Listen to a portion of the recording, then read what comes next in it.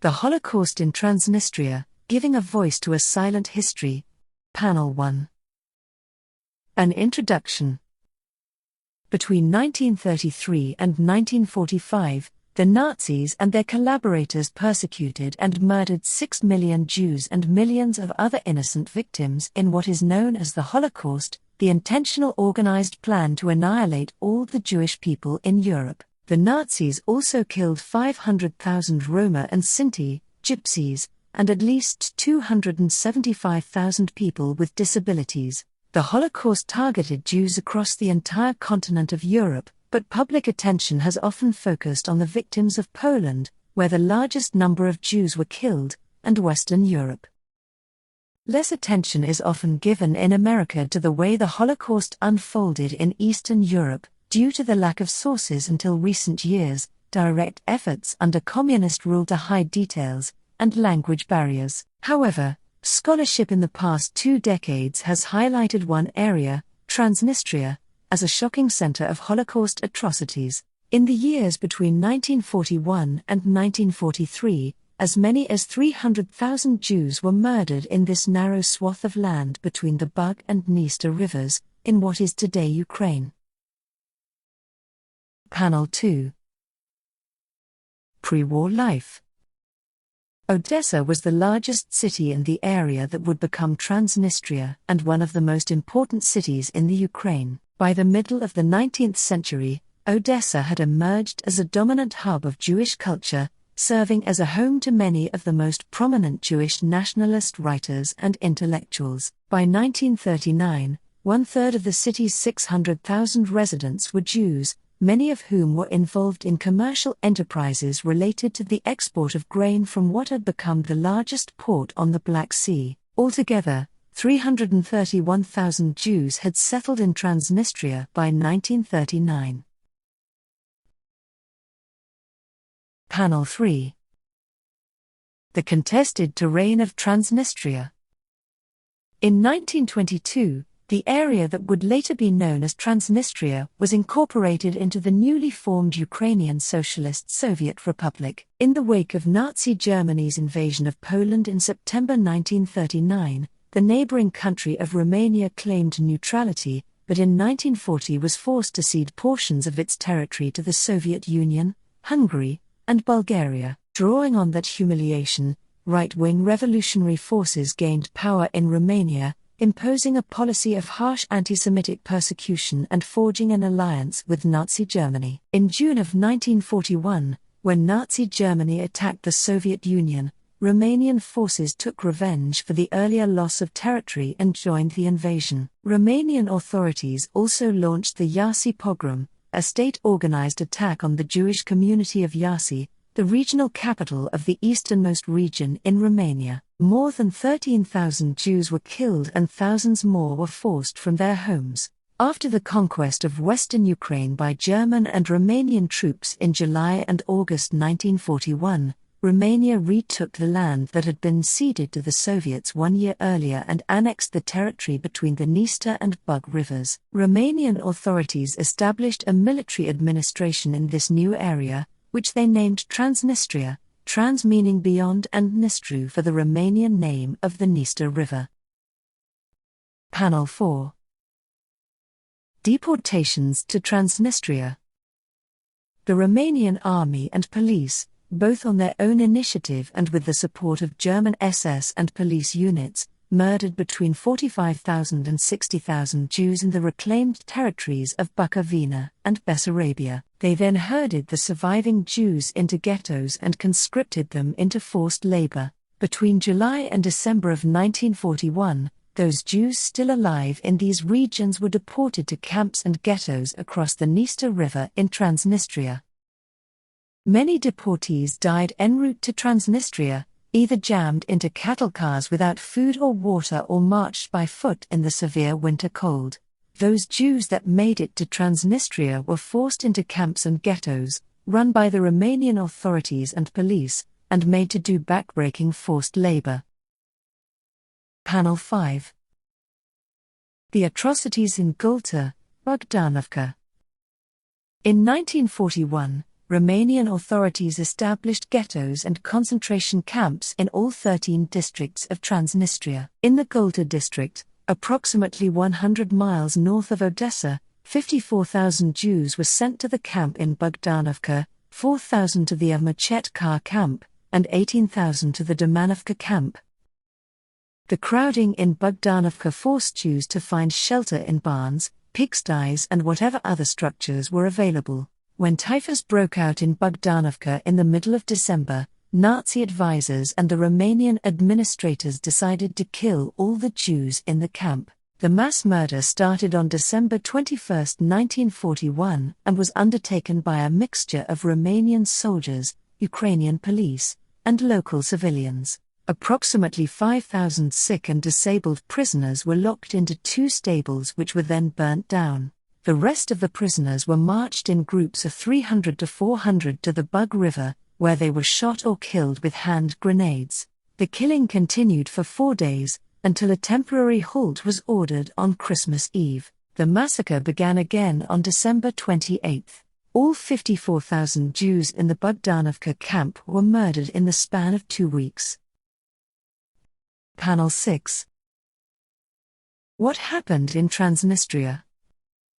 The mass murder in Bogdanovka, while the largest in Transnistria, was only one of a number of massacres held in this small region. One of the largest slaughter of civilians during World War II took place in Odessa, which finally fell to the German and Romanian military on October 16, 1941, after holding out for longer than the surrounding areas. The exasperated Romanian army vented its frustration on the Jews in the city. Of the 70,000 to 120,000 Jews who had failed to evacuate with the Russians, 8,000 were killed in the first few days after the city was retaken by Romanian troops. By the end of the month, German and Romanian forces had killed at least 30,000 Jews in Odessa.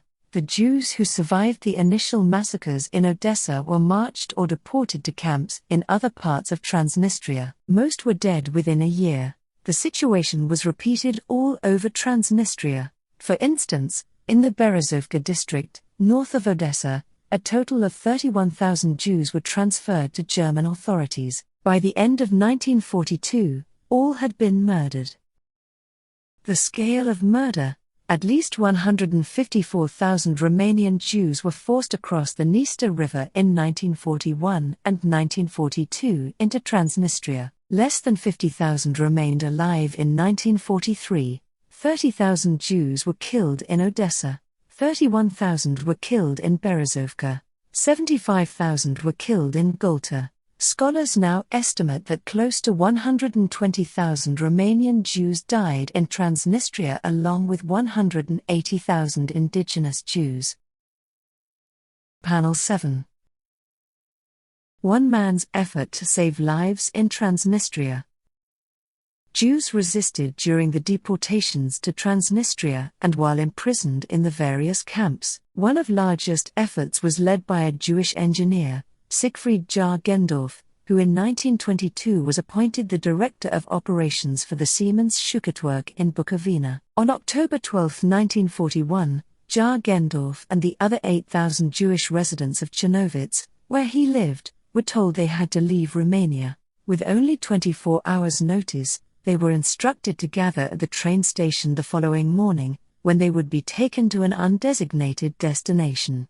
The following day, Jar-Gendorf and the other Jewish residents were packed into cattle cars and taken to the left bank of the Dniester River. They were forced onto ferries and brought to the city of Mogilev Podolsky in Transnistria, a city which had suffered during the earlier fighting between Nazi and Soviet forces. Recognizing that his engineering skills, along with the large pool of Jewish workers, could provide useful services to the city's prefect, Jar-Gendorf offered to repair the city's power plant and restore electricity and running water to the city. In return, he asked that he and the needed Jewish workers stay in Mogilev, rather than be sent on to any of the concentration camps. Reluctantly, the prefect agreed, and Jar-Gendorf created a list of 116 Jews who would do the work. Within a month, they had the power plant operating and had begun work on various other projects, including repairing a factory that made farming equipment and machine parts, rebuilding offices and houses, and restoring the city's flour mill. In assigning Jewish workers to these projects, Jagendorf saved between 10,000 and 15,000 Jews from deportation to concentration camps and almost certain death. Panel 8. The end of the war in Transnistria. Despite the willingness by Romanian leaders to deport Jews from the eastern regions to Transnistria, and their active involvement of the mass murder of over 200,000 Jews in 1941, Romanian leaders refused to cooperate with Nazi calls for the deportation of the remaining Romanian Jews to Nazi killing centers in 1942. By the fall of 1942, a combination of factors, including Germans' defeat at the Battle of Stalingrad, the need for Jewish laborers, and the changing tide of the war, led the Romanian dictator Ion Antonescu to halt all further deportations. Beginning in December of that year, Antonescu even began to repatriate the Romanian Jews who had been deported to Transnistria. By then, however, only 1/3 of the deported Romanian Jews in Transnistria remained alive. In August of 1944, after the Red Army had regained control of the area, the former Romanian king, Michael I, ousted Ion Antonescu from power, declared an immediate ceasefire with the Soviet Union, and changed sides so that Romania joined forces with the Allies. Which side was Romania on? Both. In the wake of the war, the government of Romania held a series of trials which found more than 600 people guilty for war crimes in Romania. Ion Antonescu and 3 other leaders from his government were executed. Hundreds of others were given lengthy prison sentences, although some were later commuted. In hindsight, the decision to halt the deportations of Romanian Jews in 1942 and the later change in power came too late to save the 300,000 Jews who had been murdered in Transnistria. Panel 9. Remembering Transnistria. As many as 300,000 Jews were murdered in Transnistria. Almost as many Jews were killed in Transnistria as in the killing centers of Sobibor and Chelmno combined. More Jews were murdered in Bogdanovka than at Babi Yar. Despite the scale of the killing in this one narrow swath of land, there is little public awareness of the horrors of the Holocaust in Transnistria. Public attention has focused, instead, on the industrialized murder at the 6 Nazi killing centers, where memorials were established in the immediate aftermath of the war. The fact that archival records in the Soviet Union were closed to Western scholars during the Cold War further hindered the study of the Holocaust in Romania and the Ukraine.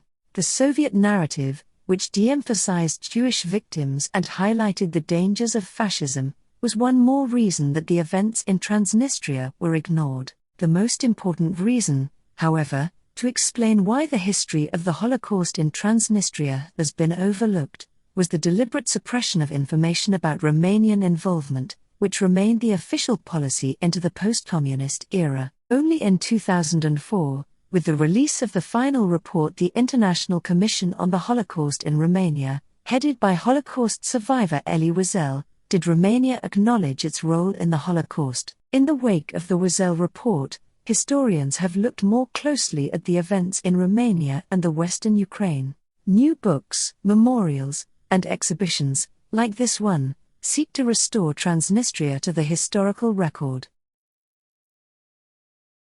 Table with artifacts.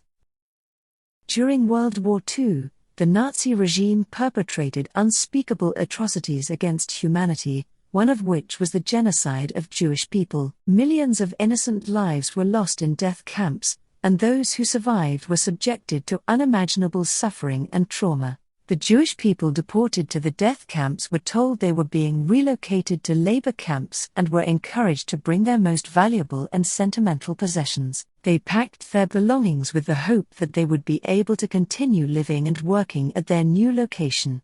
Most Jewish people in Ukraine, Belarus, and Moldova then were skilled craftsmen.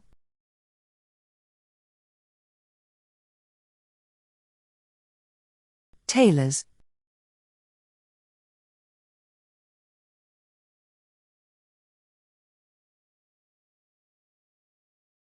Optometrists.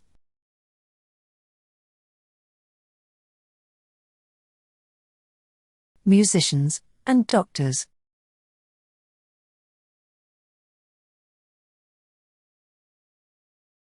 As they were only allowed to bring limited belongings, they filled their luggage with clothing, bedding, crockery, footwear,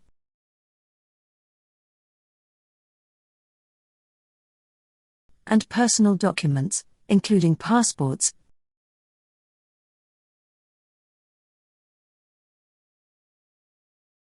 identity cards, certificates, family photos, and the jewelry they had on them.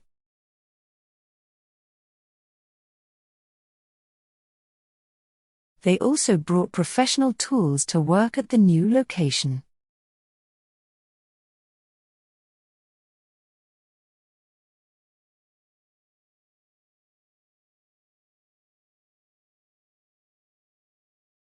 Permission was given to take some medication and cleaning materials. Other essential items were toiletries and sewing kits. Females found a place for cosmetic and hygienic items. Males were anxious to pack their shaving kits. Children chose one or two of their favorite belongings, a teddy bear, doll, or book. For strictly observant Jews, their religious artifacts held great significance. They could not abandon their kippah, male head covering, the talit, prayer shawl, tefillin, a set of small leather boxes containing verses from the Torah, as well as prayer books.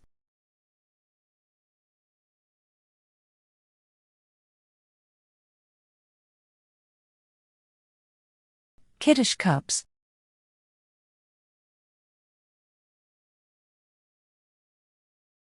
and candlesticks. Most of their belongings were taken away upon arriving at the death camps. They were left with no food or warm clothing and held in freezing pigsties and the open in harsh winter weather. The conditions they were held in were cruel and so inhumane that many knew they would die there. Some members of the families were allowed to walk into local villages to exchange their remaining belongings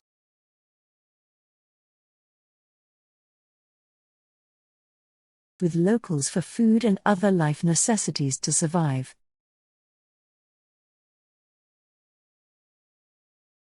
Some of these artifacts were personally collected and purchased from locals by Mr. Bykov and members of the Holocaust Remembrance Association on their multiple visits to Ukraine, especially a Machetka, Karlovka, Domanovka, Bogdanovka, Berezovka, and Vinogradny Sad.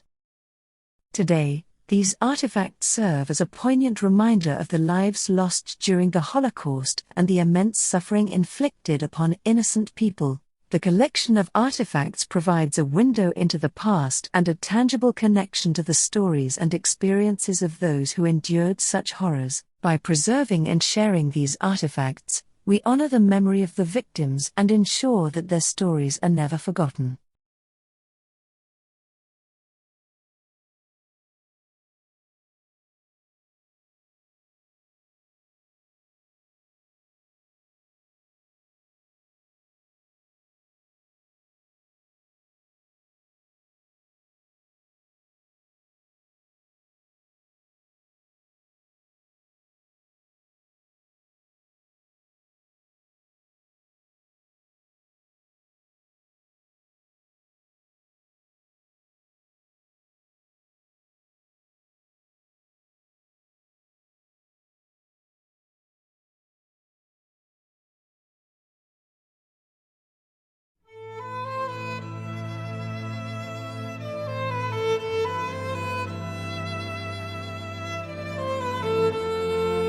When there is talk about the Holocaust, everyone mentions Auschwitz-Birkenau, Majdanek, the Warsaw Ghetto, and Babi Yar. But the events in Bogdanovka, a village in the Domanevsky district in the Mykolaiv region, are almost never mentioned. In the Nuremberg trial documents, Bogdanovka is mentioned immediately after Auschwitz and Dachau. According to various estimates, 115,000 people were killed in Bogdanovka and neighboring settlements, of which approximately 55,000 were Jews. In October 1941, the Romanian occupation authorities set up an extermination camp in Bogdanovka on the banks of the Southern Bug River, led by the commander of the Golta district, Colonel Modest Ionescu. In early November 1941, civilians, mostly Jews, began to arrive in Bogdanovka under the escort of Romanian guards. They were driven here from Odessa, Vinnitsa camps, and Moldova. Когда Одесса была оккупирована немецко-румынскими войсками, это было в ночь 16 на 17 октября, все евреи, оставшиеся в Одессе, стали жертвами оккупантов и местных ублюдков, которые могли любого еврея остановить на улице, раздеть, ограбить, убить. Больше всего они любили вешать евреев на деревьях и на столбах для устрашения всего населения Одессы. In the camp, prisoners were kept in inhuman conditions. Despite the harsh winter, people were placed in summer huts for pigs or simply out in open spaces. Because of the appalling, inhuman conditions, a typhoid epidemic broke out in mid-December, and the German authorities were ordered to destroy all prisoners.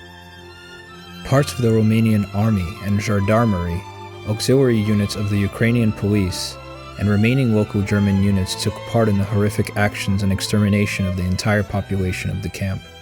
About 5,000 patients with typhus and invalids were driven into pigsties, stables, and cowsheds, doused with kerosene and set on fire. The rest were driven to execution, pushing them with blows from rifle butts and metal sticks. 300 to 400 prisoners were taken out in groups to the nearest forest and river. They were forced to strip naked, lay down everything of value, and kneel, facing the edge of a 30-meter deep ravine. Several dozen executioners proceeded to shoot people point blank. The Bug River was often referenced at the time as the River in Red. Approximately 30,000 people died in 4 days. These heinous killings occurred on the 22nd and 23rd of December. During the Catholic Christmas holidays, a break was announced. The mass extermination of Jews continued on the 28th and 29th of December. All in all, about 55,000 were executed directly in Bogdanovka. Only 127 people had survived.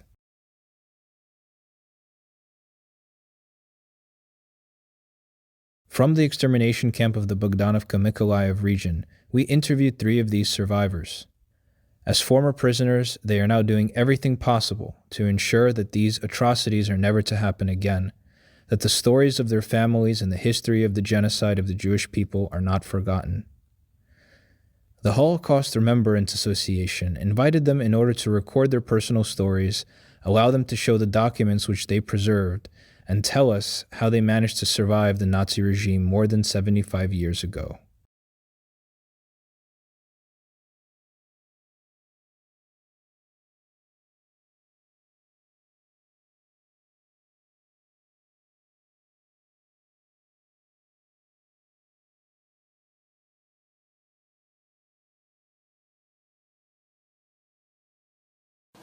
Я, Митя Быков, родился в 1940 году.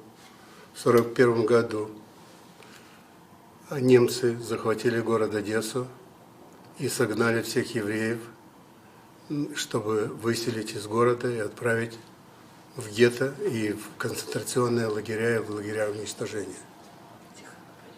Мне было год и 8 месяцев, когда нас пригнали из Одессы через Слободку в село Богдановка, где собралось 54 600 человек для расстреливания и уничтожения. В течение короткого промежутка времени, 45 дней, было уничтожено 54 600 человек, и 127 осталось живых. В моей семье было 33 человека, из которых осталось живых только 4. Я, моя мать, моя бабушка и моя сестра. Из 127 выживших нас отправили в гетто, в хутор Шварцево, Доманевского района, где мы находились до 1944 года. И в 1944 году нас освободили, и мы тогда были спасены и отправлены обратно своим ходом в Одессу. Я не могу рассказать подробности о том, что происходило в лагере смерти, но из скудно рассказанных мне рассказов моей матери я могу сказать, что условия, в которых мы находились, это были ужасные условия. Нас разместили в свинарнике, в котором находилось порядка 200, должно было находиться порядка 200 свиней, разместили 2000 человек. И выводили группами по 150 человек на расстрелы. Перед расстрелом людей раздевали, ставили на колени и стреляли в затылок.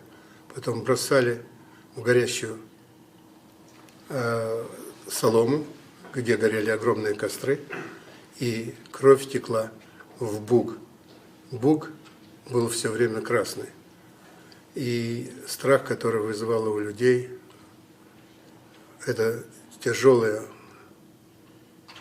события, которые превращали румыны в уничтожение, а делало людей более стойкими, но выстоять они не могли, поскольку смерть стояла сразу за ними. После того, что происходили расстрелы, я могу немножко рассказать о том, как мы приехали обратно и в каких условиях мы находились. Мы приехали обратно в Одессу, нас подхватила какая-то полуторка, привезла нас, и мы пошли в дом, в котором мы жили. В доме, в котором мы жили, будем так называть, квартира, в которой мы жили, была превращена в конюшню, потому что это был первый этаж. И, соответственно, маме и бабушке пришлось руками выгребать оттуда лошадиный помет. И в этих условиях мы начинали наше проживание. Ну и, в общем-то, так жизнь наша продолжалась. Мы выстояли, выцелили. И, соответственно, вот сейчас я могу с горечью в моем сердце сказать о том, что мне пришлось вырасти в семье, которая была очень маленькая. И сегодня я моему сыну, когда он меня спрашивал всегда: «Папа, а где наша семья?», мне было даже трудно ему объяснить, что семья была в основном вся расстреляна. У нас не осталось ни родственников, ни близких, никого, поскольку мы были практически все уничтожены.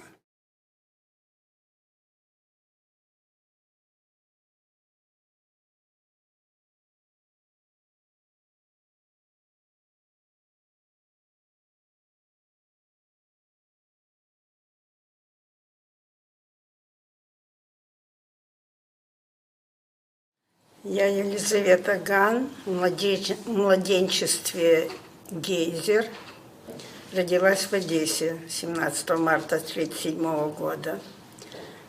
Когда немцы заняли Одессу, в сентябре месяце нас погнали 160 километров в село Богдановка Думаневского района, и тогда это была Николаевская область. Мы не знали, куда нас гонят. Загнали нас 2 недели в село Богдановку, где организовали гетто по-нашему, или лагерь смерти это был. Там никто не жил, там всех расстреливали. Я и моя мама, и старший братик 16 лет, и сестричка 15 лет, вот нас 3 гнали. Поселили нас в бывшем совхозе, свиносовхоз. Там были свинарники. И вот в этих клетках, где были свиньи, мы там и жили. С декабря месяца 1941 года начался расстрел. Нас там не кормили, нас не поили. Единственное, что разрешали вот маме ходить по соседним хуторам и селам и просить, чтобы кто-то дал кусочек хлеба. Вот так она ходила и по дороге просила, чтобы меня, 5-летнюю девочку, кто-то взял и по возможности спас. потому что спасения в этом гетто ни для кого не было. Итак, в селе Виноградный сад Доманевского района нашлась бездетная семья Петр и Кристина Блануцы, которые согласились меня взять за свою дочку.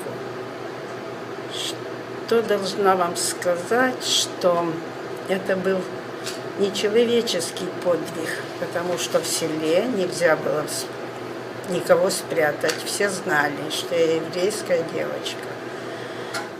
И спасти меня было практически невозможно. Но они пошли на этот подвиг. Что им это стоило, это отдельный разговор.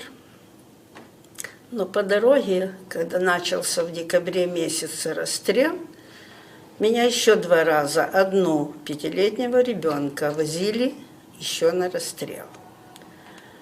Но по Божьему велению мне суждено было остаться жить, и меня спас от расстрела еще один житель этого села. И, ну, в общем, он там рассказывал историю, что я не еврейский ребенок, что у меня расстреляли отца коммуниста, ну и так далее. Поэтому ему разрешили меня повезти обратно. И он привез меня к этим родителям. Так и осталось, пока прошел расстрел. Естественно, мою маму и брата и сестру расстреляли. А когда пришел приказ почему-то, я не знаю, почему пришел приказ в феврале 1942 года прекратить расстрел, так вот, осталось 127 человек живых из 54 600 человек. И этих оставшихся живых вот распределили по таким маленьким гетто. Вот наш хутор, где-то человек 20 пригнали, и меня забрали у моих родителей приемных и поселили в этом гетто одну. И так вот там до марта 1944 года я была в этом гетто. Вот. А потом, значит, Красная Армия начала наступление. 8 суток брали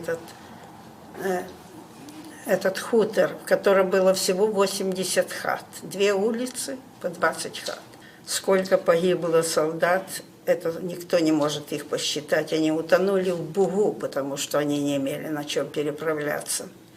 И нас освободили. Вот. И с этого гетто еще было 2 девушки еврейские, по 18 лет. Они тоже пришли к моей маме приемной, там мы в погребе прятались, пока нас освободили. Ну, на этом окончилась эта моя история.